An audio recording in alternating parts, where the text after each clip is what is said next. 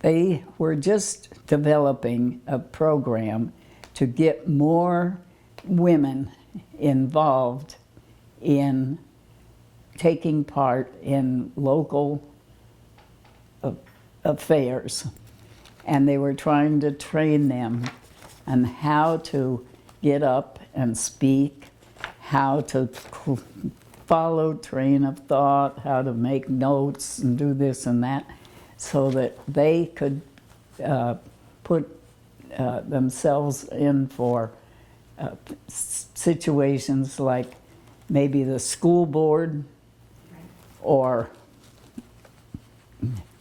other small local elected positions.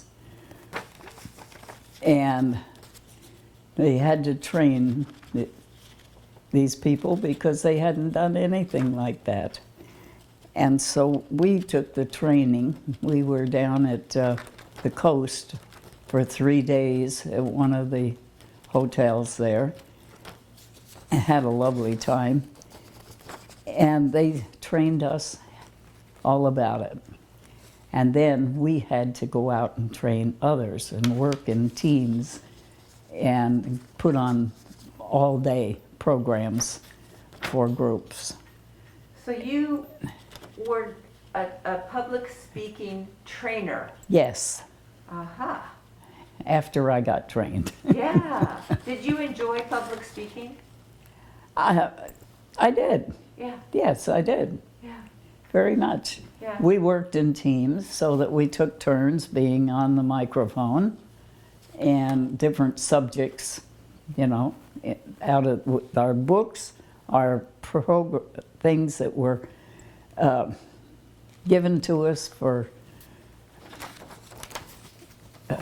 our class. Yeah. And everybody had one and they could follow along. And they were top of the line, of course, coming from the college.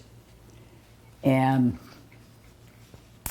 it was very easy to me. Yeah. Perhaps it was easy for me because the first job I ever had, I was 13 years old. And the war was on. And our favorite hamburger joint, where all the kids hung out, was famous for their ice cream bar too. Uh-huh. But there was 2 owners, and one of them was a bachelor. And when the war broke out, he decided he needed to be in the service. Okay. So he went off and left his partner with all the work. And that summer, my mother was working in a war plant, and she wouldn't have to catch the 6:15 train, which was about 4 blocks down from our house. I would get up with her, and we'd have well, I didn't have breakfast, but she had something, and her coffee. And then I would walk her to the train station, and then I walked the other block and a half down to the hamburger joint. At 7 o'clock, or little before 7, Mac would come and open up, and he and I would get everything prepped, ready, the coffee and everything, because at 7, we always had at least 8 or 10 business people that were coming to open their stores, and they wanted their breakfast. And I worked there with him until noon every day, all that summer. Yeah. At 13, it scared the heck out of him because he couldn't put me on the payroll. And he said, if anybody comes in and asks you how old you are, just tell them you're only here for a couple of hours because you're just filling in. I wasn't supposed to be doing it until I was 14. Oh my goodness. Child labor laws. Yes. I enjoyed it immensely. And I got very well acquainted with all those business people. And I could hold a conversation. I wasn't I wasn't speaking to them like I was a child Right. because of being trained accidentally from living with old people. That's right. And so I just really had a ball. I also was a taxi dispatcher before I was 21. Amazing. I could do that. I had a big board with all the little things that you had to plug in, and a taxi company had little phones attached to the outside wall of all the casinos, and their drivers, when they were empty, would go and call in from one of those phones, and I would direct them to their next customer or tell them to wait there until I had one. And that was fun too. I was all by myself, and I was doing all that stuff that I needed to that was, to me, easy. Then I became a live-in nanny part of that time when I was underage. There was 3 children in the family. The parents were both dealers at the clubs. They would go to work on the swing shift, so they would sleep all day and get up and have dinner with us. And I did the cooking, took care of the kids, got them up out of bed, off to school, and did some miscellaneous picking up and cleaning and maybe washed some clothes for the kids. And the kids would come home from school and I'd watch them and play with them. And every single day that I was there, I made a quart of tapioca pudding. That's a double batch. And those children ate it every single day. It was gone.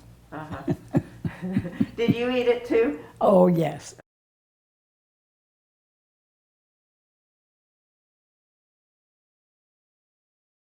My first husband was a worker that was up there temporarily, not at the place, but he was a lineman for the PG Andy. And so he was there for a number of months. They were building a line from California to Nevada, selling some electricity to Nevada. So I quit working then for a while. Then after probably one of my next jobs was as a live-in housekeeper in California. When I was married, I had 3 children. Was this the triplets? The triplets. Okay. And after he was abusive, and I had to get away from him, and I had to hide because he was wanting to kill me. Oh. And so I wanted a job that I can hide in, and this was way back in the woods in California, down by Marysville. There was a big ranch, and it was run by maybe 60-year-old man. And his wife was his bookkeeper, and she didn't want to do any housework or wash clothes. She didn't want to do any cooking. She wanted to just stay with the books. They had room, and they agreed to take my girls and I in. And that was a very good job for me because nobody could find me down there in the woods. And how did your daughters do? Did they do well in the woods? Did they have fun? Yes, they always had fun wherever they went because they only paid attention to themselves, to each other. Uh-huh. They didn't pay attention to the adults. They only talked. They had their own language, you know. They were good. They were good. So that was a good job. And at night he'd say, you know, I think I'll buy a car and fix it up, a used car.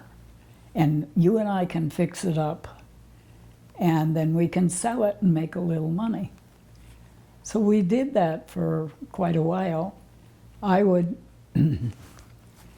go to the barn with him in the evening, and we'd work on the car. So I learned a lot about engines. And then we operated a gas station next when we left the ranch. So I'm trying to picture you. You're wearing jeans and, you know, you're kind of this outdoorsy woman. Yes, yes, on the ranch, definitely. Yeah. Do you have any photos? No. Okay. I'll just, in my mind, I'll just imagine. Because you're young and probably Ponytail, fit. Okay. and we operated a gas station, and as a partner, I was there every day. I was the one that was pumping gas while he was doing repairs on cars and repainting and etc., with all the other technical stuff. And I kept the books, and and I chased parts, which was really fun for me. Oh, that's good. And I learned the town very well. Did you marry that guy? Yeah. You did. Okay. And then the next thing was when we got into the business of another business related to automobiles. And I got in as a person who was the head of the parts department. And I got that set up for what we would need with a little help from the company. And I ran that. I remember when I was growing up, it was very rare for women to be involved in cars at all. Yeah. And Well, probably for you, it was even more rare.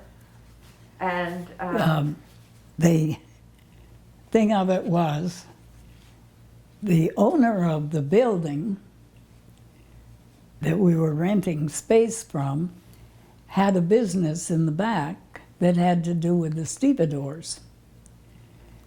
And they objected to me being there and not a part of a union. The front part of the building, the people that worked on the cars, were, of course, mechanics union. And so they asked me, which one do you want to join?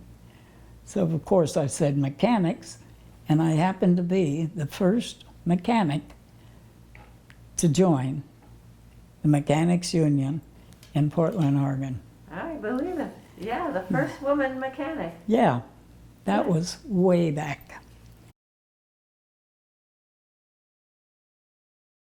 Some friend said, oh, you should do this. This guy's very good to work for. You should do it. And he was pretty good to work for. His clientele was rather small. It was a small place. I was the only one there all day. And then I had a gal come in at 4 that took the night shift, but all the people that frequented that place were members of the, this is one thing I didn't write down. They were members of the old Pendergast clique, famous Oh, okay. illegal politician Oh, okay. in Kansas City. Ah. And so they were all very nice to me, and they'd always bring me a lot of things for the girls, like school supplies Yeah. and different stuff. That was good for a while, and then I met Dave Butler, and we got married, and we came back out here to the Pacific Coast because it was too difficult for his line of work. They couldn't work all winter because of the snow. So that's when I started running a boarding house. Okay. We had rented a great big huge home, and we had room to rent at least 2 rooms at a time. And for one time, we always also ended up renting a daybed in the dining room to a friend who was also working with my husband, but he was an apprentice, so he was always the first one laid off. And he said, could I stay with you and just till I get back to work full time? And I said, yeah. Well, I didn't know it was going to be 9 months later.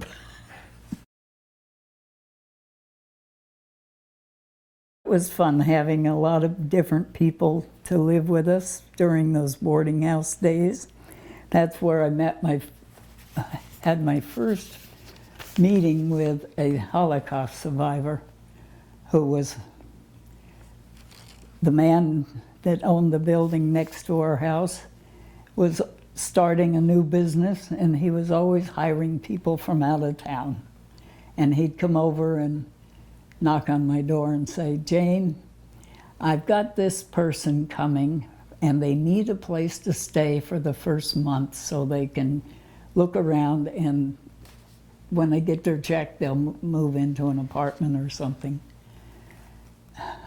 So I said, okay, that I would scramble around, take the girls, move them, and instead of being in their own room, I'd push them up together and get at least 1 or 2 bedrooms available.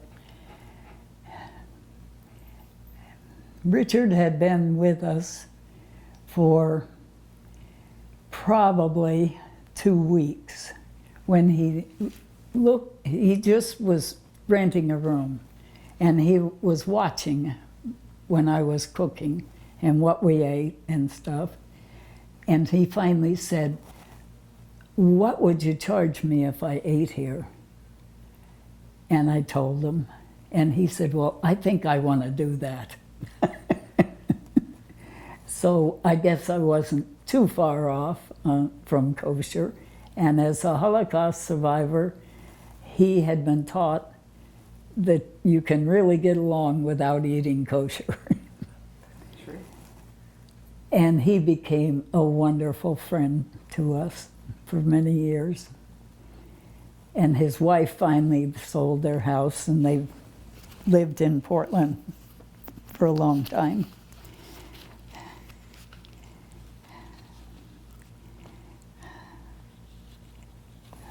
Somebody was having a baby, and a mutual friend said, this lady needs to find somebody to replace her at her job so that she can have 3 months off, have her baby. And I said, well, I guess I can arrange that. My mother was living with me then. I could leave my kids with her during the day. I could leave instructions for what to fix for dinner even. But I took the job, and it was working in a salad plant So it was opened a couple of hours before I got there. I was on a little later shift. And when I came in, there was this humongous, big metal pot in the middle of the floor. There was a heating element underneath it, and they had it full of eggs boiling to put in salads. So after the timer was up, I would get told, go turn the eggs off, put the hose in the pot, and put cold water in. And then I got to crack all those eggs. After that job was done, then I could help make the salads, huge quantities, because they were packaging them for resale at stores. And that was kind of fun to learn a lot about food.